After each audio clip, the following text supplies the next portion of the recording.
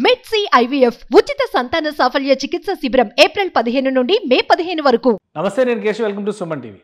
ఆంధ్రప్రదేశ్లో ఎన్నికల వేళ సమర్పిస్తున్నటువంటి అఫిడవిట్లో ఆసక్తికరమైనటువంటి అంశాలు వస్తున్నాయి. ముఖ్యంగా రాష్ట్రంలో అధికారంలోకి ఎవరు వస్తారనే చర్చ ఎంత విస్తృతంగా జరుగుతుందో అదే తరహాలో కడప లోక్సభ స్థానం ఫలితం ఎలా ఉండబోతుంది అనేటువంటి అంశంపైన కూడా ఆసక్తి ఉంది. వైఎస్ అవినాష్ రెడ్డి వైసీపీ నుంచి అభ్యర్థిగా నామినేషన్ వేసినటువంటి సమయంలో ఆయన ఆస్తుల విలువ గత 5 ఏళ్లలో 116% పెరిగినట్టుగా పేర్కొన్నారు. అలానే ఆయనకి ప్రధాన ప్రత్యర్థిగా మారబోతున్నటువంటి వైఎస్ షర్మిల కాంగ్రెస్ పార్టీ నుంచి నామినేషన్ దాఖలు చేశారు. ఆమె సమర్పించినటువంటి అఫిడవిట్లో వివరాలేంటి? షర్మిలకు ఉన్నటువంటి ఆస్తులు అప్పుల లెక్కెంత? మామూలు వ్యవహారాల్లో ఉండేటువంటి అప్పులు ఆస్తుల వివరాల కంటే తన సోదరుడు జగన్మోహన్ రెడ్డి నుంచి, ఆయన భార్య భారతిరెడ్డి నుంచి షర్మిల ఎంత అప్పుగా తీసుకుంది? ఇలాంటి ఆసక్తికరమైనటువంటి అంశాలన్నీ కూడా షర్మిల అఫిడవిట్లో చోటు చేసుకోవడం గమనార్హం. ఈ అఫిడవిట్కి సంబంధించినటువంటి వివరాలు బయటకు వచ్చినాయి. వాటిని ఒకసారి పరిశీలించేటువంటి ప్రయత్నం చేద్దాం. కడప లోక్సభ స్థానానికి సంబంధించి కాంగ్రెస్ పార్టీ ఎంపీ అభ్యర్థిగా షర్మిల ఈరోజు డాక్యుమెంట్స్ సబ్మిట్ చేశారు. అలానే దాంట్లో పేర్కొన్నటువంటి ఆస్తుల విలువని ఒకసారి చూద్దాం మనం. మొత్తం షర్మిల ఆస్తుల విలువ 182.2 కోట్లుగా పేర్కొన్నారు. అంటే 182 కోట్ల ఆస్తులు షర్మిల పేరు మీద ఉన్నాయి. ఎందుకంటే షర్మిల ప్రత్యేకంగా ఎందుకు చెప్పాల్సి వస్తుందంటే ఇప్పటి వరకు షర్మిల తన ఆస్తులకు సంబంధించినటువంటి రికార్డులు ఏవి కూడా ఎక్కడా కూడా ప్రదర్శించలేదు. ఇది మొదటిసారిగా ఆమె నేరుగా ప్రత్యక్ష ఎన్నికల్లో పోటీ చేస్తున్నటువంటి సందర్భంలో షర్మిల ఆస్తులకు సంబంధించినటువంటి లెక్కల్ని మొదటిసారిగా ఆమె బహిరంగపరిచారు. సో ఈ సందర్భంలో ఏవేవి ఆస్తులు ఉన్నాయి, ముఖ్యంగా వైఎస్ రాజశేఖర రెడ్డి బిడ్డగా వైఎస్ వివేకానంద రెడ్డి హత్య తర్వాత ఆయన ఆకాంక్ష మేరకు ఎన్నికల బరిలో నిలుస్తున్నారని షర్మిల చెప్పడం, ఈ నేపథ్యంలో ఆమె సమర్పించినటువంటి అఫిడవిట్లో ఉన్నటువంటి ఆసక్తికరమైనటువంటి అంశాలు వీటిని మనం ఒకసారి పరిశీలిద్దాం. మొత్తం 182 కోట్ల రూపాయల విలువైనటువంటి ఆస్తులు వైఎస్ షర్మిలకు ఉన్నట్టుగా పేర్కొన్నారు. అందులో మిగతా ఆసక్తికరమైనటువంటి అంశాలు కూడా ఒకసారి చూద్దాం. మొత్తం అప్పుల వివరాలని వైఎస్ షర్మిల వివరించారు. అప్పుల వివరాల్లో కీలకమైనటువంటి ఆసక్తికరమైనటువంటి అంశం ఏంటంటే షర్మిల సోదరుడు ఆంధ్రప్రదేశ్ ముఖ్యమంత్రి వైఎస్ జగన్మోహన్ రెడ్డికి 82,58,15,000 రూపాయలు అప్పుగా ఉన్నట్టుగా పేర్కొన్నారు. అంటే షర్మిల జగన్మోహన్ రెడ్డి గారికి ఉన్నటువంటి అప్పు మొత్తం చూస్తే 82 కోట్ల రూపాయలు పైనే ఉన్నట్టుగా ఇందులో చూపించారు. ఈ అప్పుల్ని షర్మిల జగన్మోహన్ రెడ్డి గారికి చెల్లించాల్సినటువంటి అప్పు. అలానే వైఎస్ భారతిరెడ్డి అంటే జగన్మోహన్ రెడ్డి గారి భార్య షర్మిల రెడ్డికి వదిన గారు, ఆమె నుంచి తీసుకున్నటువంటి అప్పు చూస్తే 19,56,682 రూపాయల అప్పు. సో ఇది చాలా ఆసక్తికరంగా ఉంది. రూపాయలతో సహా లెక్కలు రాసినటువంటి పరిస్థితి. వీరిద్దరికీ కట్టాల్సినటువంటి అప్పునే షర్మిల తన అఫిడవిట్లో ఎంతగా చూపించారంటే 82,77,682 రూపాయలు. ఈ డబ్బులు మొత్తం కూడా YS Sharmila, YS Jaganmohan Reddy, YS భారతిరెడ్డికి చెల్లించాల్సినటువంటి మొత్తంగా తన అఫిడవిట్లో పేర్కొన్నారు. అంటే ఈ అప్పులు ఏ సందర్భంలో తీసుకున్నారు, లేదా ఏ సందర్భంలో ఇవ్వాల్సినటువంటి పరిస్థితి వచ్చింది, ఎందుకు చూపించారు, ఈ వివరాలు ఏవి కూడా అఫిడవిట్లో ఉండవు.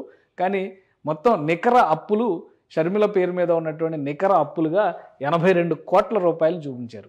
180 కోట్ల రూపాయల దాకా 182 కోట్ల రూపాయల వరకు ఆస్తులు ఉన్నాయని చెప్పి చూపించినటువంటి షర్మిల ఈ అప్పుల్ని చూపించడం ఇప్పుడు ఆసక్తికరంగా మారింది. ముఖ్యంగా వైఎస్ మరణం తర్వాత ఫ్యామిలీలో వచ్చినటువంటి ఇబ్బందులు, ఆ తర్వాత జరిగినటువంటి పరిణామాలు, ఈ నేపథ్యంలో అప్పుల లెక్క ఆసక్తికరంగా ఉంది. ఇక ఈ అఫిడవిట్లో మరొక ఆసక్తికరమైనటువంటి అంశం ఏంటంటే వైఎస్ షర్మిలారెడ్డి భర్త, వైఎస్ షర్మిలారెడ్డి భర్తకి సంబంధించినటువంటి అప్పుల వివరం.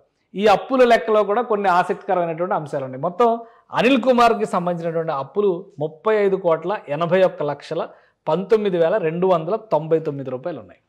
ఈ అప్పులకి సంబంధించి కూడా కొన్ని క్లారిఫికేషన్స్ ఉన్నాయి. అంటే ఎవరి దగ్గర నుంచి తీసుకున్నారనేటువంటి విషయాలకు సంబంధించి కొన్ని క్లారిఫికేషన్స్ ఉన్నాయి.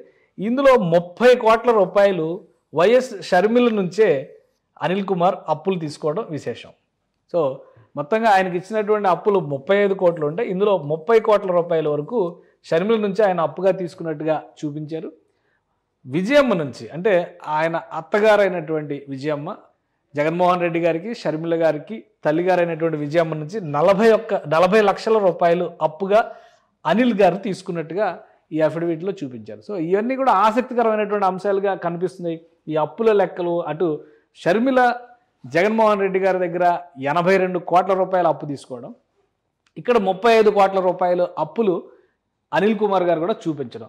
సో ఇది ఆసక్తికరంగా ఉన్నటువంటి అంశం. ఇక మిగతా వివరాలు కూడా చూద్దాం. ఏడాది ఆదాయం కనుక చూస్తే 35 కోట్ల రూపాయలు అప్పులు చేసినటువంటి వ్యక్తుల ఆదాయం చూస్తే కేవలం ఏడాదికి 3 లక్షల రూపాయలు మాత్రమే ఉంది. అంటే ఇది ఇంకా ఆసక్తికరంగా ఉంది. షర్మిల ఏడాది ఆదాయం చూస్తే 97,14,213 రూపాయలు ఉన్నట్టుగా చూపించారు. ఇది షర్మిల ఏడాది మొత్తానికి సంబంధించినటువంటి ఆదాయం. అలానే ఆమె భర్త అనిల్ కుమార్ ఆదాయం చూస్తే కనుక సంవత్సరానికి 3,261 రూపాయలు మాత్రమే ఉంది.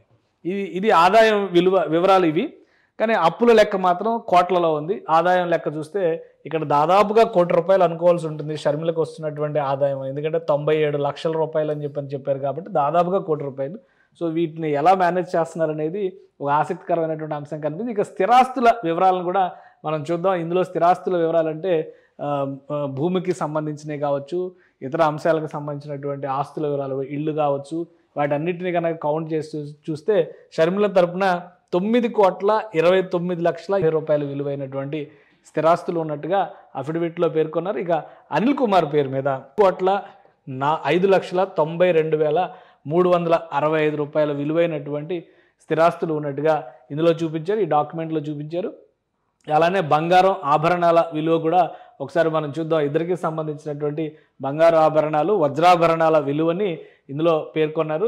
వీటి విలువను ఒకసారి పరిశీలించి చూస్తే షర్మిలకి సంబంధించినటువంటి బంగారం విలువ 3,69,36,000 రూపాయలుగా పేర్కొన్నారు. ఇక వజ్రాభరణాలకు సంబంధించినటువంటి విలువ 4,61,90,688 రూపాయలుగా పేర్కొన్నారు. అంటే మొత్తం బంగారు ఆభరణాల విలువ 8,31,26,688 రూపాయలుగా షర్మిల గారికి సంబంధించినటువంటి బంగారం విలువను పేర్కొన్నారు. ఇక అనిల్ గారి బంగారం విలువ చూస్తే 81,60,000 రూపాయలు ఉంది. వజ్రాభరణాల విలువ చూస్తే 42 లక్షల రూపాయల విలువ ఉంది. అంటే మొత్తంగా వీటి విలువ 1,23,60,000 రూపాయలుగా పేర్కొన్నారు. ఇది ఓవరాల్గా ఉన్నటువంటి అఫిడవిట్లో పేర్కొన్నటువంటి కీలకమైనటువంటి అంశాలు.